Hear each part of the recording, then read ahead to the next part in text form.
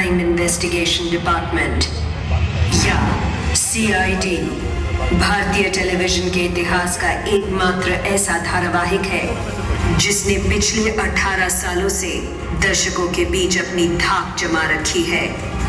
एक ऐसा crime show जिसमें ACP प्रद्युमन और उनके जांबाज ऑफिसर्स रहस्यमयी मौत की तह तक जाकर रोमांचक तरीके से केस को सुलझाते हैं।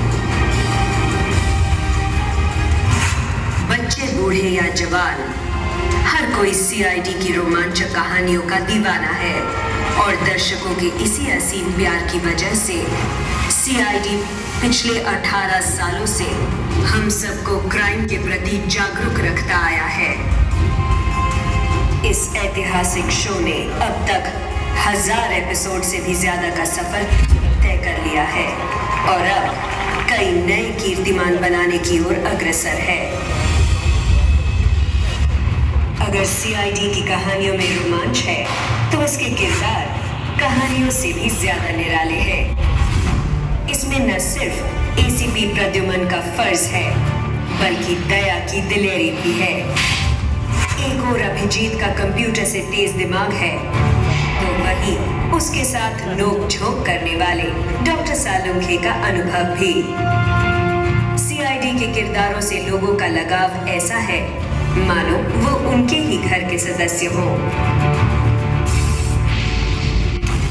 परिवर्तन ही दुनिया का नियम है और CID वक्त के साथ कंधे से कंधा मिलाकर चल रहा है। चाहे कहानियों में नए जासूसी के तरीके हो या फिर शूटिंग के दौरान किए जाने वाले हैरत अंगेज प्रयोग। एक ऐसा ही अनोखा एपिसोड 111 मिनट का प्रसारित हुआ था नवंबर 2004 में। इस एपिसोड में एक भी कट नहीं था, यानी कि पूरा एपिसोड एक सिंगल शॉट में फिल्माया गया था। CID के इस एपिसोड को देखकर CID का नाम लिम्का और गिनीज वर्ल्ड रिकॉर्ड्स में भी दर्ज किया गया है। इस महान उपलब्धि के साथ साथ CID ने बीते साल में कई अनगिनत इनाम भी जीते हैं। CID के जाबाज ऑफिसर्स अपने फर्ज के लिए हर मोड़ पर चुनौतियों का सामना करते हैं और कुछ ऐसा कर जाते हैं जो इंडियन टेलीविजन के इतिहास में कभी किसी ने ना किया हो।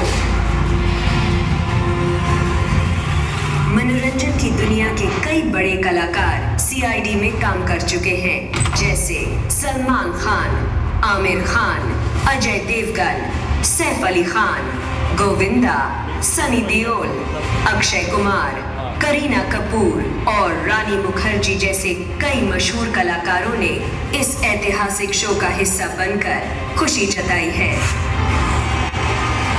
CID की कहानियां सिर्फ मुंबई में ही नहीं बल्कि दिल्ली, मनाली, हरिद्वार, ऋषिकेश, जैसलमेर, अहमदाबाद, आगरा, मथुरा, सातारा, कोलकाता, केरला और गोवा जैसी कई शहरों में फिल्माई गई है। ACP की सेना ने केवल भारत में ही नहीं बल्कि लंदन, पेरिस और स्विट्जरलैंड जैसे दिल को लुभा देने वाले देशों में भी उन्होंने मुजरिमों को मजा चखाया है। सोनी एंटरटेनमेंट टेलीविजन ने 18 सालों के इस गौरवपूर्ण धारावाहिक की ऐतिहासिक यादों को ताजा किया है। इस वर्ष 26 जनवरी को जश्न CID के रूप में। इन 18 सालों में कितना कुछ बदला, पर आज भी CID दर्शकों के बीच लोकप्रिय है। अब CID सफलतापूर्वक अपने कदम 19वें साल में बढ़ा रहा है।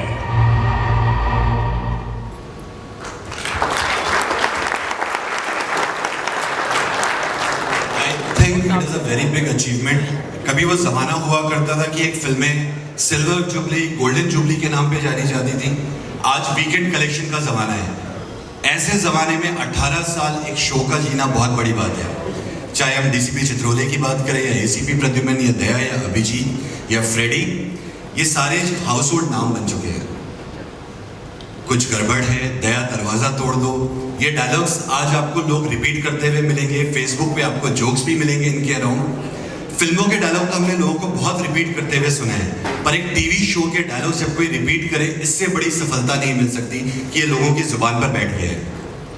18 साल सिर्फ एक पड़ाव है, ये अंत नहीं है, ये एक बहुत लंबे सफर का सिर्फ एक बहुत छोटा सा पड़ाव है।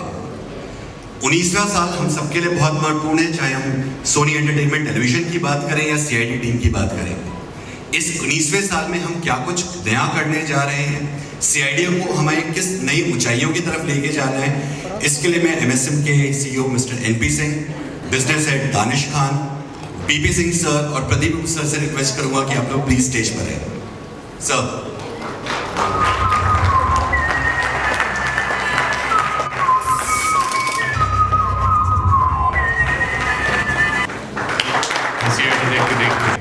और मुझे लगता है कि मेरे बच्चों के बच्चे भी सीआईडी देख रहे होंगे।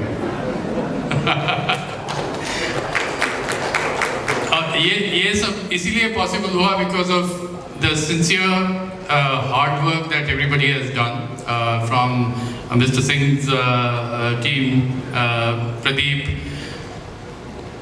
Shivaji sir, you, Abhijeet, Daya, Narendra Gupta, Shraddha and Ansha and Tanya and Rishikesh, all of you are there, Dinesh. मैं दिनेश को हमेशा फ्रेडी के नाम से ही याद रखता हूँ। बट दिनेश, आप लोगों की वजह से आज 18 साल की एक सक्सेसफुल जर्नी हम लोगों ने कंप्लीट की है, उसके लिए तहे दिल से शुक्रिया। Thank you very much. We really appreciate what you have done for the network, for our channel. अब जब हम 19वें साल में प्रवेश कर रहे हैं तो ज़रूरी था कि 18 साल के बाद एडल्टहुड में हम लोग चले जाते हैं, तो एक रिफ्रेश बटन दबाया जाए न्यू ईयर था। और तब भी चैनल ने इतना सपोर्ट किया जिसकी वजह से आज प्रोग्राम चल रहा है। जैसे आप जानते हैं कि प्रोग्राम आजकल ऑफ एयर फटाफट हो जाते हैं, थोड़ा सा गड़बड़ाया हो जाते हैं, और उसका सारा श्रेय जाता है एनपी सर को। इन्होंने कसम जैसी खा रखी है कि इस प्रोग्राम को ऑफ एयर नहीं जाने दूंगा चाहे कुछ भी हो जाए। So nice of you sir, thank you very much. मैं ऐसा 18 साल की जर्नी है, काफ़ी कुछ याद आता है, काफ़ी कुछ बोलना चाहता हूँ। उसके पहले मैं हम लोगों का भी एक जर्नी है 20-22 साल का, तो मैं प्रदीप सर को रिक्वेस्ट करूँगा आप कुछ बोलो।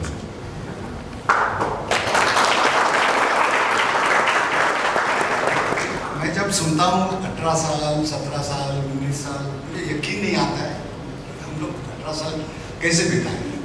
It was only possible because of our fantastic team and lots of help from Soni.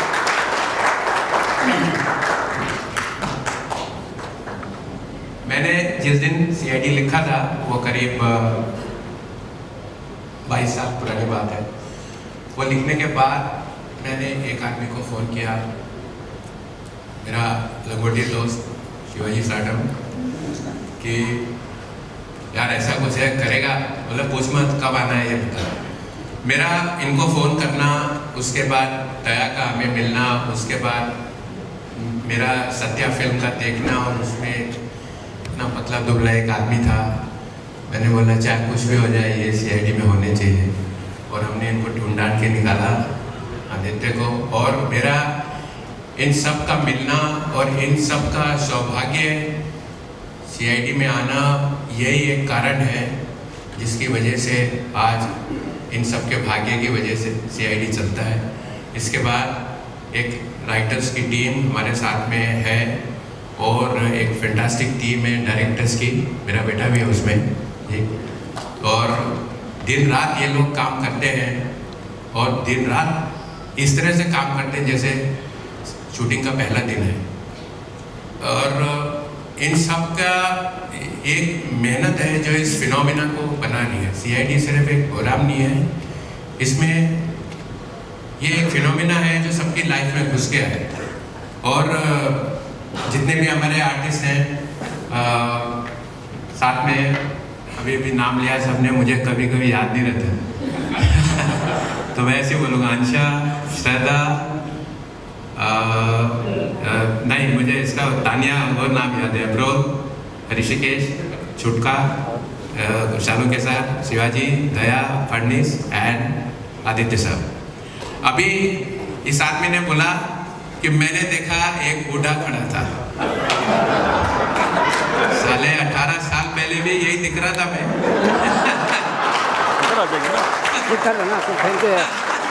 Thank you है आपका, थोड़ा सा सपोर्ट कर देंगे। प्रॉब्लम है आपको? नहीं सब इधर ही तो खड़े हैं मीडिया में भाई। हम करते करते प्रॉब्लम है बूढ़े इसलिए हो मैं गए। खड़ा हूं ना। क्या प्रॉब्लम? इसने पहले ही बना दिया वहाँ पे। मैं कहाँ डिस्टर्ब कर रहा हूँ? आप डिस्टर्ब हो रहे हैं। सब मीडिया वाले, हम भी मीडिया नाम से। क्या आपका? सोनप। हाँ? सोनप। ये तो एकदम बच्चा था उस टाइम, मैंने सोलह। कैमरा लेके सोलह। झाँका। कहाँ के इतना बड़ा हो? टैंक इंडियन था, करीब एक्सप्रेस। 15-20 फीट ठीक का, है, उसमें ठीक है, ये इंडियन एक्सप्रेस पता लगा। पानी में था, इसका इतना नाम सिंसियर अलग आर्टिस्ट है। नहीं वर्कर अलग उसके है। अंदर पड़ा हुआ था, कांप रहा था बहुत बुरी तरह सब से। इधर ही था। इसी तरह से दया वगैरह ने एटीट्यूड सब आपका खींच के बाहर बहुत निकाला। बहुत रिस्की शॉट था अच्छा लगा। और हम लोग हर रोज यहाँ करते से थे, आप- हमें पता नहीं चलता। इंडस्ट्री के बहुत सारे आर्टिस्ट ने इस तरह की शूटिंग देखी नहीं है। अभी आपने एक क्लिप में देखा, स्विट्जरलैंड में एक शॉट था जिसमें डिसाइड किया मैंने और आदित्य ने कि चलो वहाँ पे जाके शूट करते हैं हवा में, और हम लोग कूद गए। अब मुझे इतना डर लगता है ऊपर से, पर एक बार कूद गए, देखा नीचे दुनिया चल रही थी और हम शॉट लेते रहे, इतने आसपास बातें कर रहे थे। शॉट खराब हो गया, दूसरे दिन फिर गए, फिर जंप मारा। फिर मैंने दया से पूछा ट्राम के पीछे भागना है, बोला भागेगा। स्विट्जरलैंड में लोग पागल हो गए देख के, एक आदमी ट्राम के पीछे भागा जा रहा है और ट्राम से आगे भाग गया है। यही वो शॉट था जो भी आपने देखा, उस तरह का पूरा बन गया है। और अभी हम मथुरा में, और मैं आपको बताने आया, आज मेरे बच्चे देखते हैं दोनों और छोड़ते नहीं है टीवी, जैसे मैं नहीं छोड़ती थी।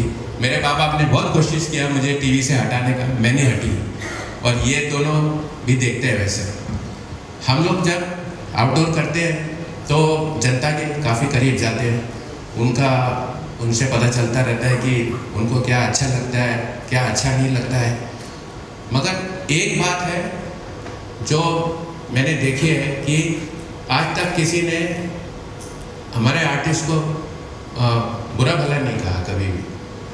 ये बहुत कम होता है। मैंने इतने साल से शूटिंग करी है, करीब 30-35 साल। उसमें जो आम जनता है उनके दिल में पता नहीं कुछ आर्टिस्टों के अगेंस्ट में कुछ एक खुंदक सी भरी हुई होती है। कभी भीड़ में देखते हैं तो गालियाँ देते हैं, कुछ पत्थर भी मारते हैं, बट हमारे साथ आज तक कभी नहीं हुआ। हम लोग भीड़ में ही शूटिंग करते हैं। एक आपने अभी शॉट देखा होगा, जरा फिर से 18 सालों से दर्शकों के बीच अपनी धाक जमा रखी है। एक ऐसा क्राइम शो जिसमें एसीपी प्रद्युमन और उनके जांबाज ऑफिसर्स रहस्यमयी मौत की तह तक जाकर रोमांचक तरीके से केस को सुलझाते हैं।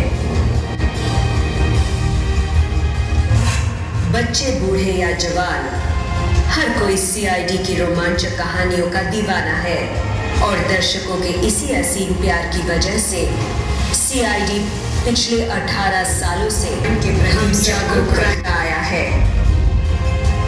इस ऐतिहासिक शो ने अब तक 1000 एपिसोड से भी ज्यादा का दिल्ली में एक जगह है संगम विहार, वहाँ क्यों कर रहे हो? मतलब वही करनी है मुझे वो रेगुलर दिल्ली नहीं दिखानी है, वहाँ हम दिखा चुके थे पहले। फिर तीसरे दिन आखिरी में रोते रोते मुझे वो संगम विहार में ले गया। ये जो जगह है, यहाँ पर शायद 2-3 हज़ार मकान हैं, गलियाँ हैं, और ऐसी जगह है जहाँ कोई इंसान जिसका दिमाग ठीक है वो कोई शूटिंग नहीं करेगा वहाँ पे। मगर हमने डिसाइड किया यहीं शूटिंग करेंगे। मैं वहाँ 2-3 बार गया, सब लोगों से बात करी और वहाँ उनको समझाने की कोशिश करी, मगर फिर भी लग रहा था कि शूटिंग वाले दिन कुछ हो सकता है।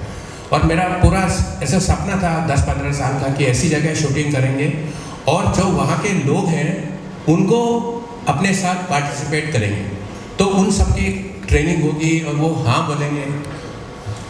यस, ये एक रेयर सीन है। आप देखो गली के आखिरी तक हजारों लोग हैं, कुछ नहीं तो 5000 लोग हमारे साथ शूटिंग कर रहे थे, और जो जो उनको कहा वो कर रहे हैं और कितने खुश हैं सिर्फ इनके साथ कर रहे हैं।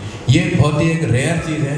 सिर्फ इसमें एक ही चीज़ की कमी है कि जिस टाइम ये शॉट हो रहा था मैं वहाँ पे नहीं था। मैं इमरजेंसी में इस सीन के डायलॉग लिख के भेज रहा था, और बारिश की वजह से दिल्ली में जगह जगह पे फ्लड हो रखा था, मगर हम लोग वहाँ पहुँच गए थे। मुझे सिर्फ यही दुख है कि मैं वहाँ नहीं था, मगर ये खुशी है कि जो हमने अचीव किया इस शूटिंग में वो कोई नहीं कर सकता, ये सिर्फ CID ही कर सकती है। और कितना और क्या है, and people still love you the same way like they used to do 10 years back, 15 years back. ये मुझे याद है, मैं नया नया आया था तो CID में उतार चढ़ाव जैसे सर ने बताया आता रहता है। तो सिंह साहब बोलते थे शिवाजी साहब को, यार सर शिवाजी बहुत प्रॉब्लम है, ये लगता है अभी हम लोग जाने वाले हैं। अरे छोड़ बीपी 2 साल और चलेंगे।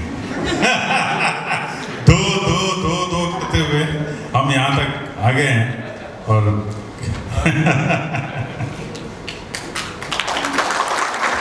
अभी तक उनके थिएटर की जो ट्रेनिंग है, थिएटर की जो एक्टिंग है, वो सबको याद है और मालूम भी है। मुझे पता था थिएटर का आदमी है, ये पिटने वाला नहीं है। तो 4 दिन बाद 90 पेज की एक स्क्रिप्ट थी। सबसे पहले जिस आदमी को याद हुई, शिवाजी साटम, पूरा वर्ड बाय वर्ड। और जब उसका टेक हुआ, एक आदमी ने भी एक जगह पे भी फंबल नहीं किया, किसी ने नहीं किया, यहाँ तक कि दूसरे लोगों को गाइड कर रहे थे। एक जगह पे एक आर्टिस्ट, जब करीब 90 मिनट का शॉट हो गया था, कैमरा जब वहाँ पे पहुँचा उनके ऊपर, तो वो अपने डायलॉग बोलने के बजाय कहने लगे, मेरा डायलॉग क्या है, मेरा डायलॉग क्या है। बिल्कुल बोला था चाहे भूल जाओ, रुकना नहीं।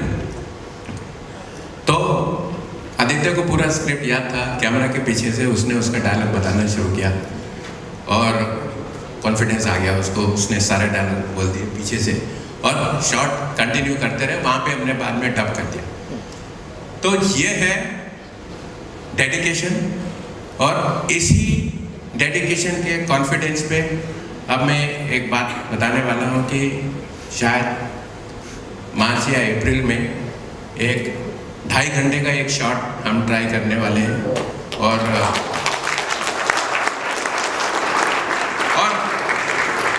इसमें कोई शक नहीं कि नहीं होएगा, वो होके ही रहेगा। अभी बहुत सारी बातें हैं जो याद आ रही है, मगर एक साथ बाहर नहीं आएंगी, कभी फिर मौका मिलेगा तो फिर बताएंगे। तो इतना टाइम मैंने लिया, और किसी को धन्यवाद बोलना रह गया हो तो माफ़ करना, इतनी बड़ी टीम है। और हाँ, ये बहुत बड़े इजीली आता है, गालियाँ वगैरह बीपी जैसे बात करनी नहीं आती, but these have been glorious 20 years for Sony, and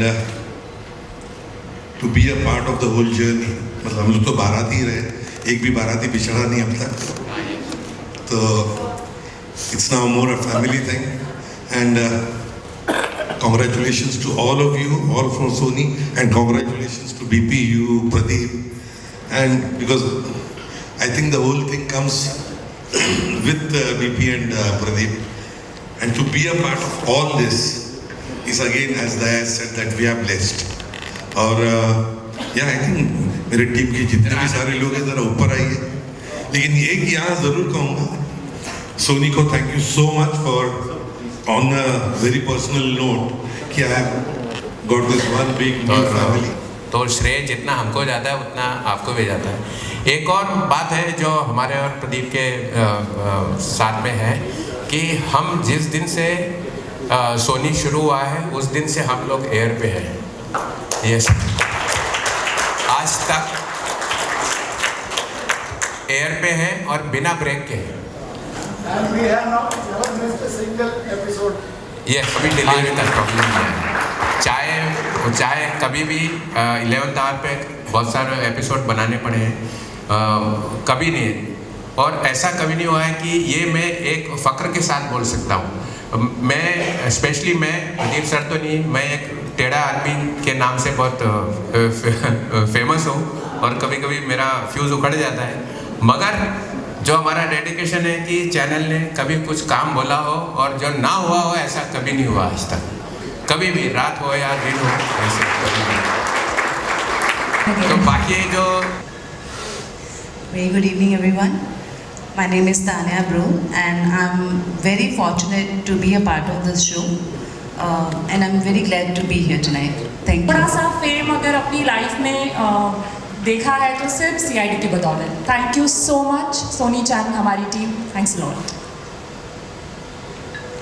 hello hi everyone, I am Amani Sutrala. मैं बस इतना ही कहूँगी कि मेरे को यकीन नहीं हो रहा कि मैं सच में इतने बड़े शो का पार्ट हूँ और मेरे को इस बात की बहुत खुशी है.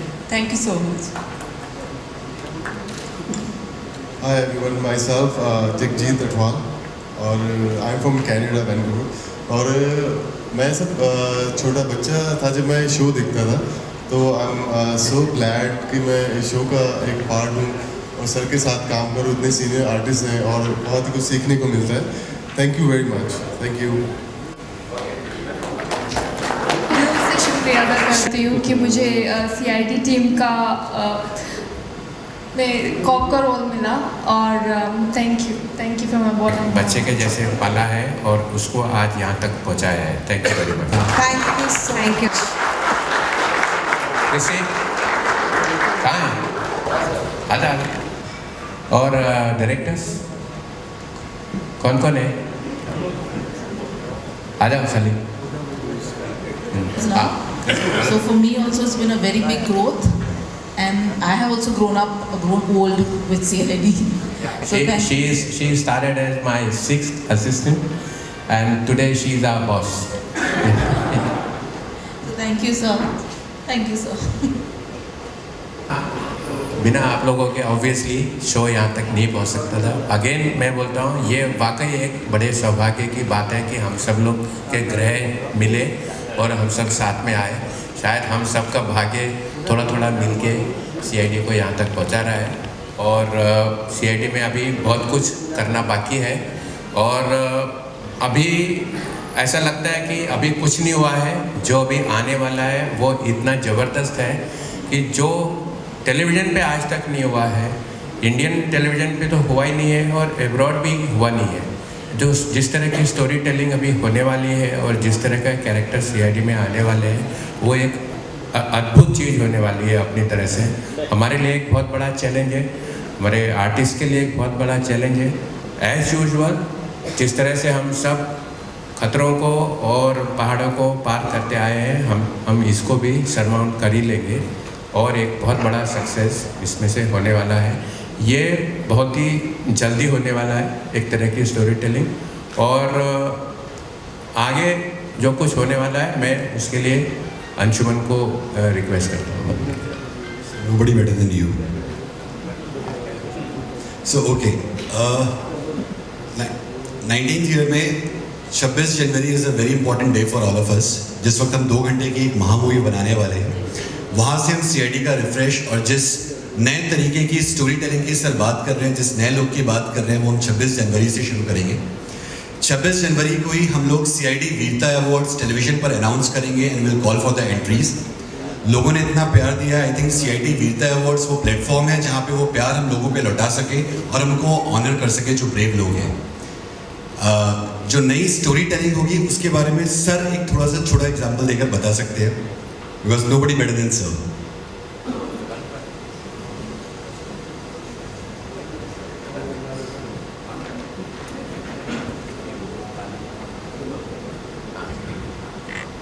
Okay, sir wants to keep it a secret as a surprise. Very soon we'll unveil on the Sony Entertainment Television the CID's new avatar. And from Sony Entertainment Television, we are very thankful to this wonderful team of CID. This journey would have been impossible without any of us.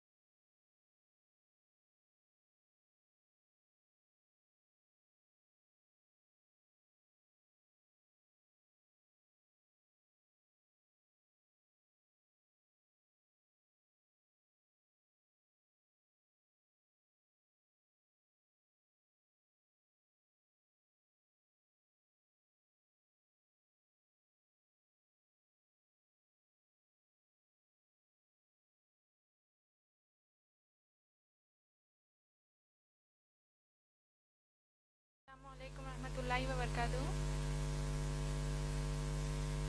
मेरा नाम सादत तबस्सुम है, मैं MBA की तालिबे इल्म हूँ माशाल्लाह से।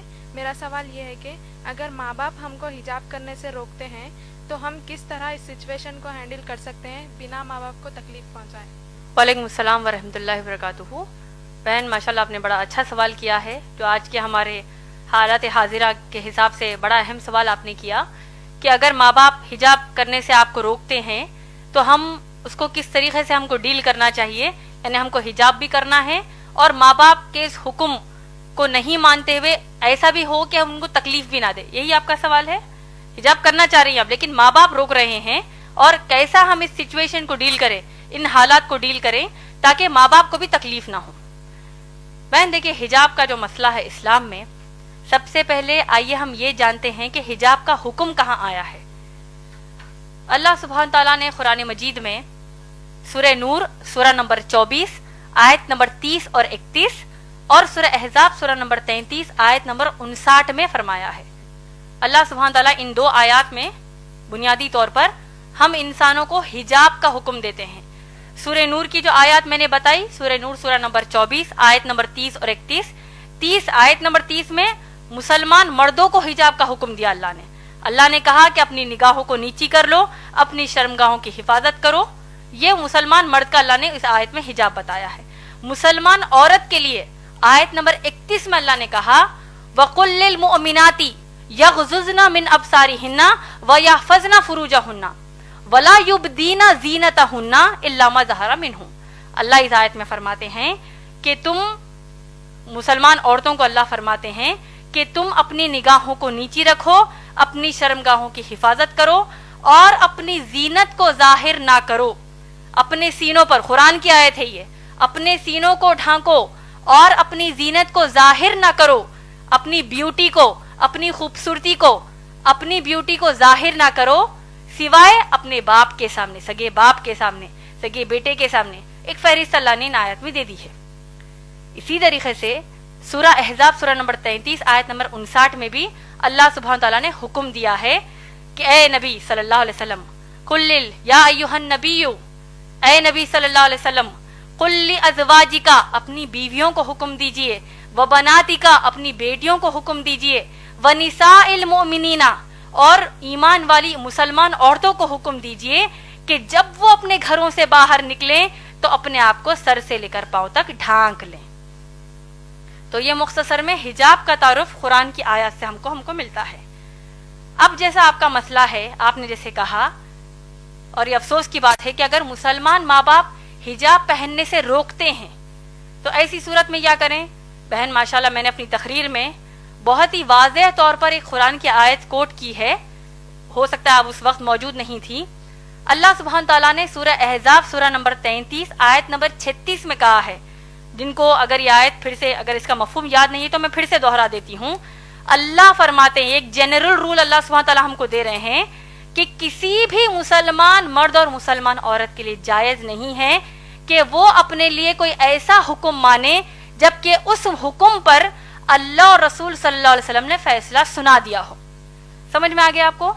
अल्लाह सुब्हान ताला ने क्या कहा मुसलमान औरत को कि हिजाब करें, मोहम्मद सल्लल्लाहु अलैहि वसल्लम ने क्या कहा हिजाब करें। अब अगर माँ बाप कहते हैं कि हिजाब ना करो तो हम क्या करेंगे आप बताइए? नाफरमानी करेंगे कि फरमाबरदारी करेंगे? नाफरमानी करेंगे, क्योंकि ये वादा, ये कहा किसने हमको? अल्लाह ने फरमाया है। इसी तरीके से अल्लाह के रसूल सल्लल्लाहु अलैहि वसल्लम ने हमको क्या कहा? शेख नासरुद्दीन अलवानी की जो मैंने आपको हदीस बयान की है, सिलसिलतुस सही हदीस नंबर 179 और हदीस नंबर 181 में अल्लाह के रसूल सल्लल्लाहु अलैहि वसल्लम फरमाते हैं कि किसी भी इंसान के लिए जायज़ नहीं है कि वो ऐसा हुक्म माने जो हुक्म टकराता हो अल्लाह और उसके रसूल सल्लल्लाहु अलैहि वसल्लम के किसी भी हुक्म से। और आपको ताज्जुब होगा ये जानकर कि हिजाब इस्लाम में इतना अहम मसला है कि शेख बिन बाज रहीमुल्लाह जो बहुत बड़े आलिम दीन हैं, वो कहते हैं उनके फतावा नंबर 8487 में 8487 में उनका फतवा ये है, a woman who says that hijab is not compulsory is a disbeliever. अल्लाह ऊपर, इसका तर्जुमा बोल देती हूँ आपको, जो औरत ये कहती है कि हिजाब उसके लिए फर्ज नहीं है, वो एक काफिर है, उसने कुफ्र किया, वो एक काफिर है। आप लोग खुद सोचिए, जब अल्लाह ने हुक्म हमको दे दिया है, चाहे माँ बाप उसके खिलाफ जाएं, चाहे दोस्त अहबाब खिलाफ जाएं, तो हम क्या करेंगे? माँ बाप की इताअत इस मसले पर नहीं करेंगे, अल्लाह और रसूल सल्लल्लाहु अलैहि वसल्लम की तालीमात को अपनाएंगे। और आप लोग देखिए, अगर मुसलमान माँ बाप कहते हैं कि हिजाब ना करो, अल्लाह ना खास्ता, मैं एक बहुत ही हाइपोथेटिकल बात कह रही हूँ, आज के मुआशरे में तो कम कपड़े पहनने का बड़ा फैशन है, अस्तगफिरुल्लाह। जितने कम कपड़े पहनेंगे तो उतनी ज्यादा औरत मॉडर्न है।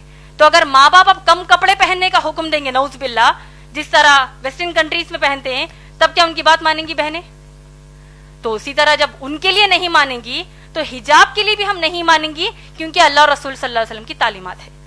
अब असल मसला हमारे मुआशरे में दो तरीके के हैं हिजाब के मसले पर। एक, अगर माँ बाप को घर से बाहर निकलने के लिए भी हिजाब करने का हुक्म नहीं देते, अरे भाई बुर्खा मत पहनो, ऐसी कई बच्चियां हैं जो हिजाब करना चाहती हैं, लेकिन माँ बाप ही रोड़ा बनते कहते हैं कि मत करो, तुमको लोग क्या बोलेंगे, क्यों कर रहे हो भाई हिजाब, ये पहले जमाने की बातें हैं, नऊज बिल्लाह। तो माँ बाप एक तो कहेंगे कि घर से बाहर जब निकलो तो यानी बुर्खा ही मत पहनो कहेंगे। दूसरे किस्म के मुसलमान माँ बाप ये हैं, तो बाहर निकलते वक्त तो तुम बुर्खा पहन लो, तो बहुत अच्छी बात है, लेकिन जब अपने खलेरे भाइयों के सामने आओ, अपने मुमेरे भाइयों के सामने आओ, तुम्हारी बहन का भी निकाह हुआ है, तुम्हारे बहनों ही घर को आ रहे हैं, बहन भाई घर को आ रहे हैं, अब उनके सामने भी हिजाब करोगी, क्या सोचेंगे वो? क्या नऊज बिल्लाह बहन भाई की क्या नीयत खराब है? वो ऐसा सोचेंगे। तो लिहाजा तुम उनके सामने हिजाब ना करो। सही बोल रही हैं या गलत? देवर जेठ के सामने जो जेठानी, ये जो भाभियां होती हैं, वो हिजाब नहीं करती, क्यों? भाभी माँ है। कुरान हदीस के हिसाब से भाभी माँ नहीं है, भाभी गैर महरम ही है, यानी उनके सामने हिजाब करना फर्ज है। तो अगर हम कहते हैं नहीं भाई मैं देवर को अपने सगे भाई की तरह लेती हूं, जबकि अल्लाह के नबी सल्लल्लाहु अलैहि वसल्लम ने कहा कि देवर मौत है, देवर के सामने हिजाब करने की क्या जरूरत है, मैं अपने उनको छोटे भाई की तरह लेती हूँ। जेठ कहता है कि मैं अपनी भाभी को माँ की नजर से देखता हूँ, वो सब नजर सब गई कचरे के लिए। अल्लाह और रसूल सल्लल्लाहु अलैहि वसल्लम ने कह दिया हिजाब करना है का मतलब करना है। और देखिए, हिजाब की सबसे अहम और आखिरी बात आप सबको मैं बताना चाहती हूँ, हिजाब के हुक्म की हद इस्लाम में क्या आप लोग जानते हैं?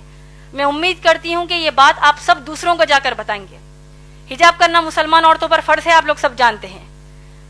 सूरह अहज़ाब की आयत नंबर 59 जो मैंने आपको अभी बताई है, आप लोग सोचिए कि जब अगर मुसलमान बहनें अपने कजिन्स के सामने हिजाब करने से शर्माती हैं, कजिन्स कहेंगे ओ आ गई उस्तादिमा आ गई, ओ देखो बूढ़ी है ये तो देखो हिजाब कर रही है, कोई किस्म का ये लोग मजाक करते हैं, वो एक मजाक उनको इस्लाम के बाहर कर देगा। और देखिए सूरह अहज़ाब की आयत नंबर 59 में कितनी शिद्दत का हुक्म हिजाब का है, आप लोग सोचिए। और इस बात को दूसरों को जाकर बताइए, दूसरी माओ बहनों को बताइए, शौहरों को बताइए। अल्लाह सुब्हान तआला हुक्म याद है, आप लोगों ने गौर से सुना होगा, मैंने कहा कि अल्लाह फरमाते हैं कि ए नबी सल्लल्लाहु अलैहि वसल्लम अपनी बीवियों से कहिए, बेटियों से और मुसलमान औरतों से कि वो हिजाब करें। आप लोग गौर कीजिए कि अब उम्महातुल मोमिनीन नबी सल्लल्लाहु अलैहि वसल्लम की पाक दामन बीवियां जो हैं, वो किन के सामने हिजाब कर रही हैं? सहाबा के सामने। सहाबा कौन है? अबू बकर सिद्दीक रजी अल्लाह ताला अन्हु जैसे तकवे वाले सहाबी, उमर रजी अल्लाह ताला अन्हु जैसे तकवे वाले सहाबी, ये तमाम सहाबा के सामने उम्महातुल मोमिनीन मोहम्मद सल्लल्लाहु अलैहि वसल्लम की बीवियां हिजाब कर रही हैं। मसले का हिजाब की हद आप लोगों को समझ में आ रही है? उससे भी बढ़कर ये कि तमाम जो सहाबियात हैं, ये लोग किसके सामने हिजाब कर रही हैं? सहाबा के सामने तो हिजाब कर ही रही हैं। सहाबियात उमर रज़ी अल्लाह तआला अन्हु के सामने भी हिजाब कर रही हैं, अबू बकर सिद्दीक रज़ी अल्लाह तआला अन्हु के भी सामने हिजाब कर रही हैं। लेकिन उससे बढ़कर ये कि सहाबियात कायनात की सबसे आला मखलूक, अल्लाह के सबसे प्यारे बंदे मोहम्मद सल्लल्लाहु अलैहि वसल्लम के सामने हिजाब कर रही हैं।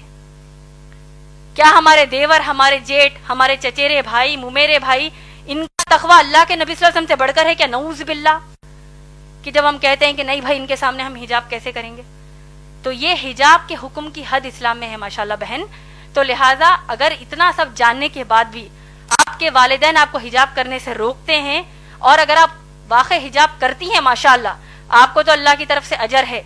रहा जो दूसरा बात आपने कहा कि बगैर तकलीफ दिए कैसे करें, अगर आप इतना उनको सुनाने के बाद फिर भी उनको आपके हिसाब से तकलीफ होती है तो आप उनको अस्सलाम वालेकुम कहेंगे, उसका आप पर कुछ भी मसला नहीं है, उल्टा उनको तकलीफ होने का भी गुनाह मिलेगा। क्योंकि इब्राहिम अलैहिस्सलाम के जो बाप है आज़र, वो बुत बनाते थे, तराशते थे, बुतों की पूजा करते थे। उन्होंने इब्राहिम अलैहिस्सलाम ने अपने बाप को नसीहत किया कि क्या कहा कि मैं अल्लाह की तरफ से भेजा गया नबी हूं, ए मेरे बाप, ए मेरे बाबा, आप लोग बुतों की पूजा मत करिए। तो बाप को गुस्सा आ गया, आया कि नहीं, पूरा वाकया हम जानते हैं। तो क्या इब्राहिम अलैहिस्सलाम ने कहा कि भाई अगर मैं अल्लाह की इबादत करूंगा, बाप को तकलीफ हो रही है, क्या करेंगे, हो रही है तो हम उनकी इस्लाह करेंगे, उनको बताएंगे कि इस्लाम के हुक्म कर तकलीफ होने का मतलब जानते हो, उसका एक ही रिजल्ट है, जहन्नम की आग। तो इंशाल्लाह आप बढ़ चढ़कर इंशाल्लाह हिजाब कीजिए। जब आप हिजाब कर रही हैं तो जितनी मुसलमान बहनों को आप जानती हैं उन सबको भी ये नसीहत कीजिए कि अल्लाह के रसूल सल्लल्लाहु अलैहि वसल्लम के सामने सहाबियात हिजाब करती है तो आज हमारी क्या औकात है। उम्मीद है बहन आपका जवाब मुकम्मल हुआ।